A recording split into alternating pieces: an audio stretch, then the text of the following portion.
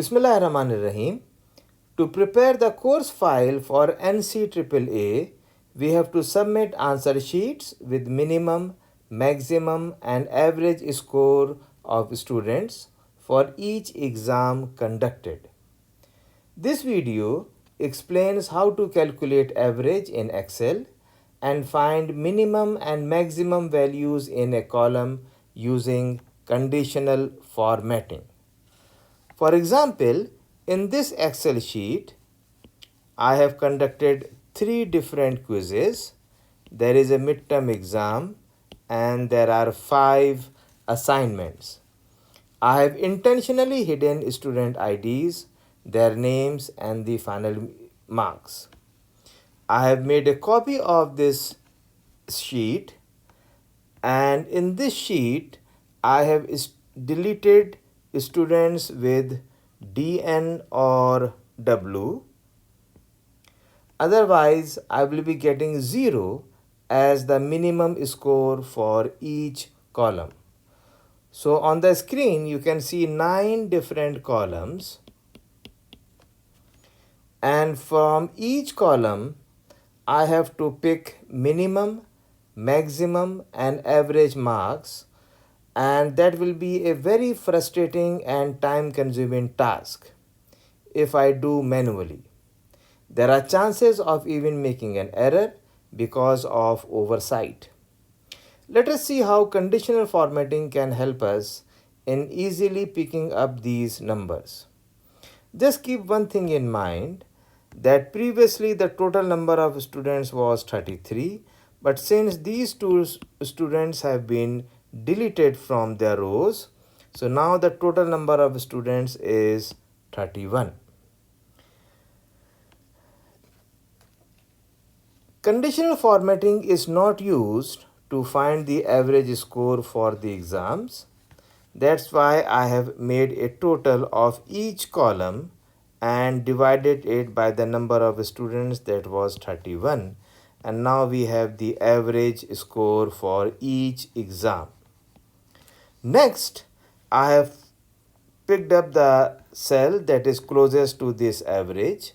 For quiz 1 it was 4, quiz 2 is 4, quiz 3 is 4.5, and that's how I have highlighted the cells for the average scores for each exam. Let us see how to use conditional formatting to find the maximum score for each exam. First of all, we have to highlight the data, and you can see that the data starts from D5, from the cell D5 to cell O35. So I have to highlight all these cells. Then I click conditional formatting and click new rule. A new window will pop up, and now you select use a formula to determine which cell to format, and then insert the formula in the format values. And you can see that the formula is equal to D5 is equal to maximum $5 to $35. Now this will ensure that any cell in column D is going to be checked only within D5 to D35. If you go to column E, so let's say the next cell is E5, the rows are going to be fixed from 5 to 35, but the column is going to be changed to E. So the cells in column D is going to check D column only, and any cell in column E is going to only check with the values in the E column, and so on and so forth. Next, click Format. A new window will pop up.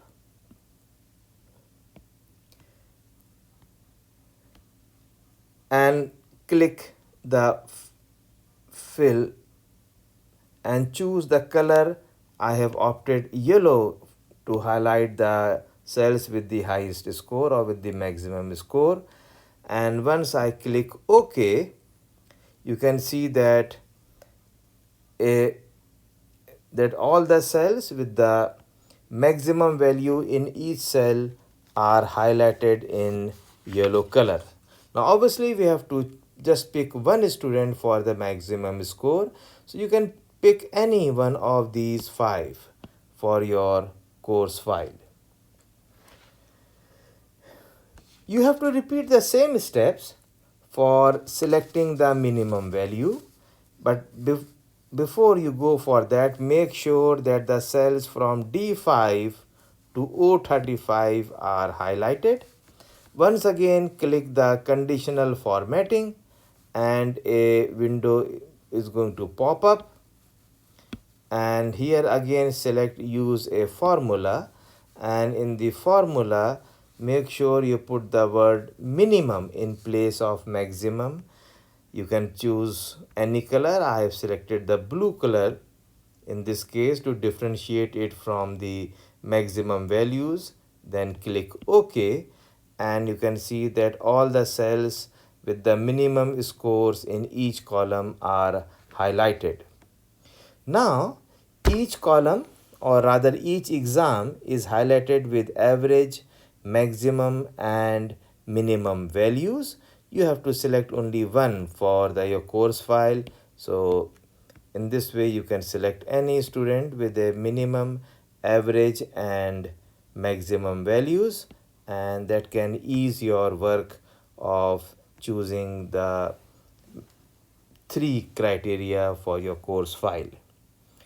So this completes my explanation on calculating average in Excel and finding minimum and maximum values in a column using conditional formatting. If you have any question related to this video, please put it in the comment box or email me, and inshallah I will reply you back. Once again, I thank all my colleagues who have encouraged me to make this video. A special word of thanks to Mr. Nasirul Haq, who helped me in making this video. Thank you so much for watching this video.